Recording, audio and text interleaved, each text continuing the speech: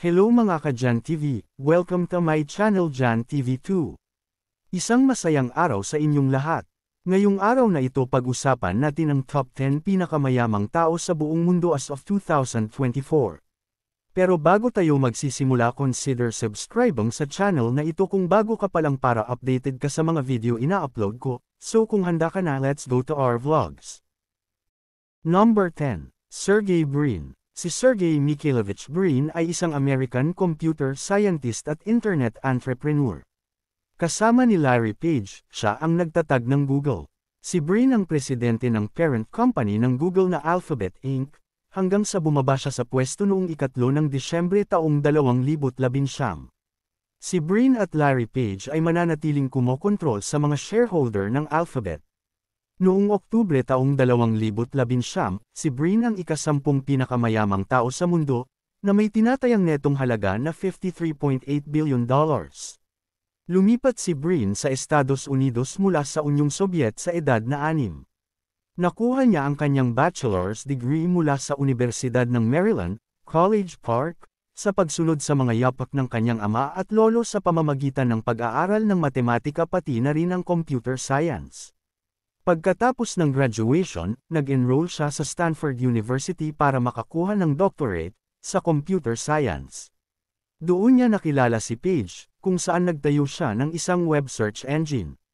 Naging tanyag ang programa sa Stanford at sinuspinde nila ang PhD pag-aaral upang simulan ng Google sa garahe ni Susan Wojcicki sa Menlo Park.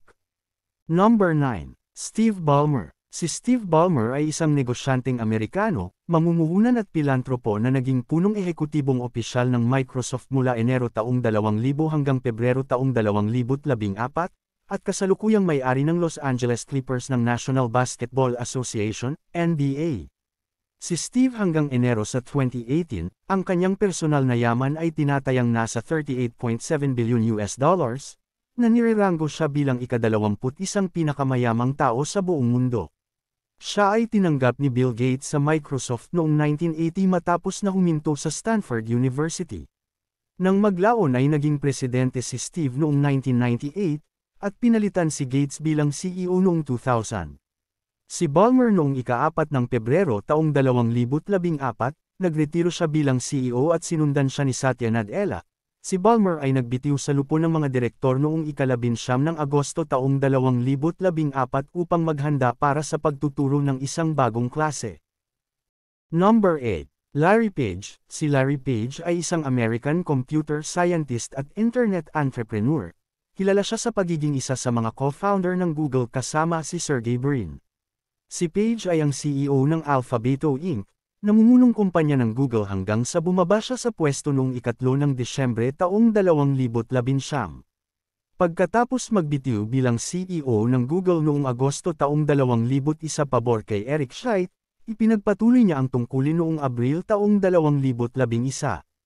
Inanunsyo niya ang kanyang balak tumabi sa pangalawang pagkakataon, noong Hulyo taong 2015 upang maging CEO ng Alphabet, kung saan muling ayusin ang mga asset ng Google.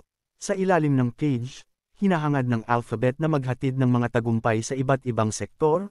Noong ika-4 ng Disyembre taong 2019, huminto si Page sa kanyang tungkulin bilang CEO ng Alphabet. Parehong Page at Sergey Brin ay mananatiling kumokontrol sa mga shareholder ng Alphabet. Noong Oktubre taong 2019, si Page ang ika-9 na pinakamayamang tao sa mundo, na may netong halaga na $55.8 billion. Inilagay siya ng Forbes sa ika-10 sa kanilang listahan ng Billionaires 2019. Si Warren Edward Buffett ay isang American business magnate, investor at philanthropist na nagsisilbing chairman at CEO ng Berkshire Hathaway. Siya ay itinuturing na isa sa pinakamatagumpay na mamumuhunan sa mundo at may netong halaga na $137.5 billion nitong 2024, na ginagawa siyang pangatlo sa pinakamayamang tao sa mundo.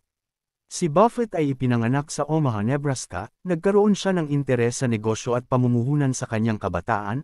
Sa kalaunan ay pumasok sa Wharton School ng University of Pennsylvania noong 1947.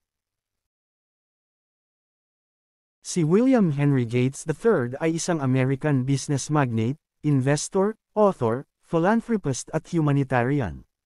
Kilala siya bilang pangunahing tagapagtatag ng Microsoft Corporation.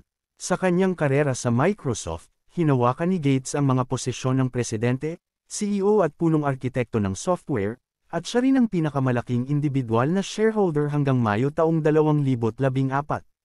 Ipinanganak at lumaki sa Seattle, Washington, inilunsad ni Gates ang Microsoft kasama ang kaibigang si Paul Allen noong 1975 sa Albuquerque, New Mexico, ay naging pinakamalaking kumpanya ng personal computer software sa mundo.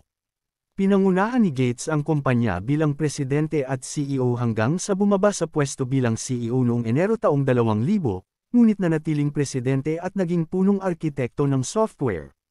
Noong Hunyo taong 2006, inihayag ni Gates na lilipat siya sa isang part-time na posisyon sa Microsoft at isang full-time na trabaho sa Bill at Melinda Gates Foundation, ang pribadong charitable foundation na itinatag nila at ng kanyang asawang si Melinda Gates noong 2000. Number 5. Mark Zuckerberg. Si Mark Elliott Zuckerberg ipinanganak ng ika-14 ng Mayo taong 1984. Isang Amerikanong negosyante na mas kilala bilang isa sa mga nagtatag ng tanyag na panglipunang networking site na Facebook. Tinatag ni Zuckerberg ang Facebook kasama ng kanyang mga kamag-aral na sina Dustin Moskovitz, Eduardo Saverin, at Chris Hughes, Facebook, habang sila ay nag-aaral sa pamantasan ng Harvard. Naglilingkod si Zuckerberg bilang CEO ng Facebook. Siya ay naging paksa ng kontrobersya na pinagmulan ng kanyang pagkakakilala. Higit kailanman, ngayon ay parami na ng parami ang mga gumagamit ng social networking site lalo na ang kilala't patok sa henerasyon, ang Facebook. Umabot na sa higit 1 bilyong users sa buong mundo ang nakikiin, sa pamamagitan nito, ayon na rin sa naitala ng IMMAP, tunay na malaki ang naiambag ng Facebook sa mundo ng teknolohiya lalo na sa mga Pilipinong uhaw sa mabilis na komunikasyon at kaunting saya. Dito unti-unting umusbong ang pangalan ng taong tinagurian bilang most influential Jews in the world. Nagsimulang kinilala ng mga tao si Zuckerberg nang lumutang ang pelikulang The Social Network noong 2010 kung saan tinatalakay ang kwento ng pag-usbong ng Facebook mula sa Harvard University. Si Zuckerberg ay isang computer programmer at internet entrepreneur na sa simulay. Nanirahan sa White Plains, New York. Likas sa kanya ang pagiging matalino sa classic studies noong kabataan niya sa Ardsley High School at aktibo sa agham ng lumipat ito sa Phillips Exeter Academy. Mahusay ang batang Zuckerberg sa akademiko at tunay na mahusay sa pagtula noong kolehiyo. Bagamat nasa middle school, maaga niyang natutunan ang paggamit ng computer at paggawa ng software. Sa pamamagitan ng karunungang ibinahagi ng kanyang ama, natuto siya ng Atari Basic Programming noong 1990. Ang kanyang net worth ngayon ay umaabot na sa $106 billion. Number 4. Larry Ellison. Si Lawrence Joseph Ellison ay isang Amerikanong negosyante, at pilantropo na co-founder, executive chairman, at chief technology officer, CTO, ng Oracle Corporation. Noong Oktubre taong 2019, inilista siya ng Forbes magazine bilang pang-5 na pinakamayamang tao sa United States at pang-4 na pinakamayaman sa mundo, na may halagang $150 billion. Si Larry Ellison ay ipinanganak noong ika-17 ng Agosto taong 1944 sa Estados Unidos. Nag-aral siya ng computer design sa University of Illinois at Chicago University in 1962. Number 3. Jeff Bezos. Si Jeffrey Preston Bezos ay isang Amerikanong internet at aerospace na negosyante, may-ari ng media at mamumuhunan. Kilala siya bilang founder at dating CEO ng Amazon.com, Inc. Ang unang centibillionaire sa Forbes Wealth Index, si Bezos ay pinangalanang pinakamayaman na tao sa modernong kasaysayan, matapos ang kanyang net worth na tumaas sa $150 bilyon noong Hulyo taong 2018. Noong Setyembre taong 2018, inilarawan siya ng Forbes bilang mas mayaman kaysa sinuman sa mundo, planeta, habang nagdaragdag ng $1.8 billion sa kanyang equity ng ang Amazon ay naging pangalawang kumpanya sa kasaysayan na mayroong market value na $1 trillion. Ang kanyang net worth ngayon ay umaabot na sa $197.8 billion. Si Bezos ay ipinanganak sa Albuquerque, New Mexico, at lumaki sa Houston, Texas. Nagtapos siya sa Princeton University noong 1986 na may degree sa Electrical Engineering at Computer Science. Nagtrabaho siya sa Wall Street sa iba't ibang nauugnay na lugar mula 1986 hanggang unang bahagi ng 1994. Itinatag niya ang online retailer na Amazon noong huling bahagi ng 1974 sa isang cross-country trip mula New York hanggang Seattle. Nagsimula ang kumpanya bilang isang online na tindahan ng libro at mula noon ay lumawak sa isang malawak na iba't ibang mga produkto at serbisyo ng e-commerce, kabilang ang video at audio streaming, cloud computing, at intelligence artificial. Number 2. Bernard Arnault. Si Bernard Arnault ay ipinanganak noong 5 ng Marso taong 1949 ay isang negosyanteng Pranses.